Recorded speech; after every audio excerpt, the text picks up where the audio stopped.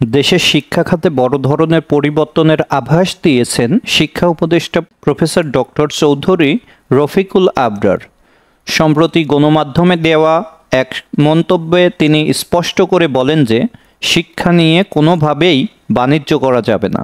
তিনি জানান, দেশের সকল এমপিওভুক্ত স্কুল কলেজের শিক্ষক কর্মচারী নিয়োগ সম্পূর্ণ সরকারের নিয়ন্ত্রণে আনা হবে। এর ফলে নিয়োগ প্রক্রিয়ায় স্বজনপ্রীতি, ঘুষ ও রাজনৈতিক প্রভাবের অভিযোগ বন্ধ হবে বলে মনে করছেন সংশ্লিষ্টরা। প্রফেসর আবরার বলেন, আমি বিশ্বাস করি শিক্ষা হলো একটি পবিত্র দায়িত্ব। এখানে আর্থিক লোভ বা বাণিজ্যের কোনো স্থান নেই। তাই নিয়োগ সহ সকল প্রশাসনিক কার্যক্রম সরকারি নীতিমালার আওতায় আসবে। বিশেষজ্ঞরা মনে করছেন, সরকারের এই উদ্যোগ বাস্তবায়িত হলে শিক্ষার মান যেমন বাড়বে, তেমনি দুর্নীতিমুক্ত ও স্বচ্ছ ব্যবস্থার ভিত্তি রচিত হবে। বহু শিক্ষক দীর্ঘদিন ধরে অভিযোগ করে আসছিলেন যে বেসরকারি শিক্ষা প্রতিষ্ঠানে নিয়োগ পেতে হলে তাদেরকে মোটা অঙ্কের টাকা দিতে হয়। অনেক সময় যোগ্য ব্যক্তিরাও পিছিয়ে পড়েন শুধুমাত্র আর্থিক অক্ষমতার কারণে। নতুন নীতির আলোকে প্রত্যাশা করা হচ্ছে নিয়োগ প্রক্রিয়া হবে 100% মেধা নির্ভর ও ডিজিটালাইজড। স্থানীয় পর্যায়ে দুর্নীতির জাল ছিন্ন হবে।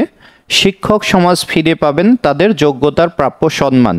এমপিওভুক্ত শিক্ষক কর্মচারীদের একটা বড় অংশ ইতিমধ্যেই সরকারের এ ঘোষণাকে স্বাগত জানিয়ে বিবৃতি দিয়েছেন।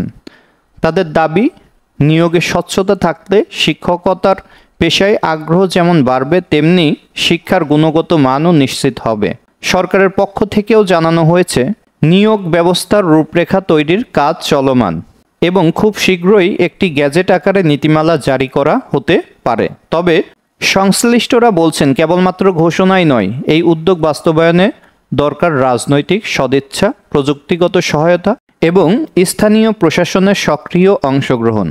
উল্লেখ্য, দেশের প্রায় 30,000 এমপিওভুক্ত শিক্ষা প্রতিষ্ঠানে প্রায় 5 লাখেরও বেশি শিক্ষক কর্মচারী রয়েছেন।